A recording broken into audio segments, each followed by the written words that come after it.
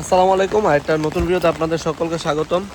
আসলে কবুতর প্রেমীদের জন্য সবচেয়ে যন্ত্রণাময় সময় হচ্ছে এই যে বৃষ্টির সময়টা। এই সিজনে কবুতরের সবচেয়ে বেশি কষ্ট পেতে হয়। আহ,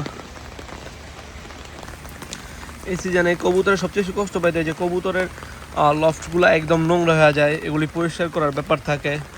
পাশাপাশি যে কবুতরগুলো মানে এই ওয়েদারে খুব একটা রিস্কি সময়ের মধ্যে থাকে, অতিরিক্ত যত্ন না দিলে খুব তাড়াতাড়ি অসুস্থ হয়ে যেতে পারে।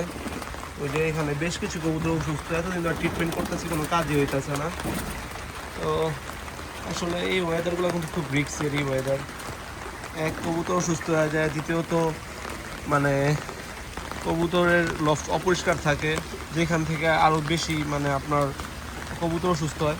তো আমরা আমাদের লফটে কিন্তু একটা ব্যতিক্রম ব্যবস্থা নিচ্ছে যে কবুতর লফটের নিচে এখানে আমরা নেট দিয়ে দিচ্ছি, যার কারণ হয় কি বৃষ্টি আসলে পানিটা ফিল্টার হয়ে নিচে পড়ে যায়, আর কিছুটাক্ষণ রোদ্রে হলে ময়লাগুলো সাথে সাথে শুকায় যায়। এতে করে কিন্তু কবুতরের লফটটা মানে আমার লফটে যেটা হয়েছে মানে দুর্গন্ধটা একদমই হয় না আল্লাহর রহমতে। প্লাস জীবাণু হবে না তা না, জীবাণু না হওয়ার সম্ভাবনাই বেশি।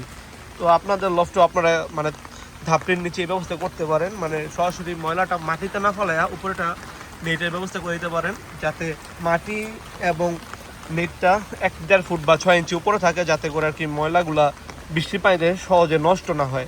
আর বৃষ্টির পানিতে যখন আপনার এই ময়লাগুলো যে দেখছেন আমরা এই যে আমাদের থোরের নিচেই কিন্তু আমরা এই যে দেখেন নেট দিয়ে দিয়েছি, ময়লাগুলো সরাসরি নেটের উপরে পড়ে, এখানে পানিও জমবে না।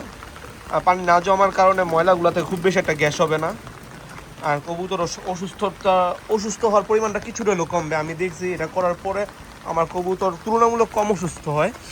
তো চাইলে আপনারাও এটা করতে পারেন। আর যেটা বলতেছিলাম, এই বৃষ্টির সময় কবুতরকে কেয়ার করাটা অনেক কষ্টের। এই যে এখন বৃষ্টিতে ভিজে ভিজে ছাতা দিয়ে সবগুলা কবুতরের খাবার দিতে হবে।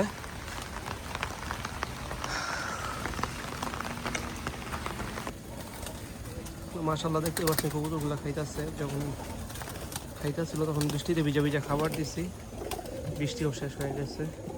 তো তখন বৃষ্টিতে ভিজে ভিজে সবগুলো সুন্দর মতো খাবার দিতে পারি না, অতিরিক্ত বৃষ্টি ছিল, যার কারণে এখন আবার খাবার দিয়ে দিতেছি বৃষ্টি কমার পরে।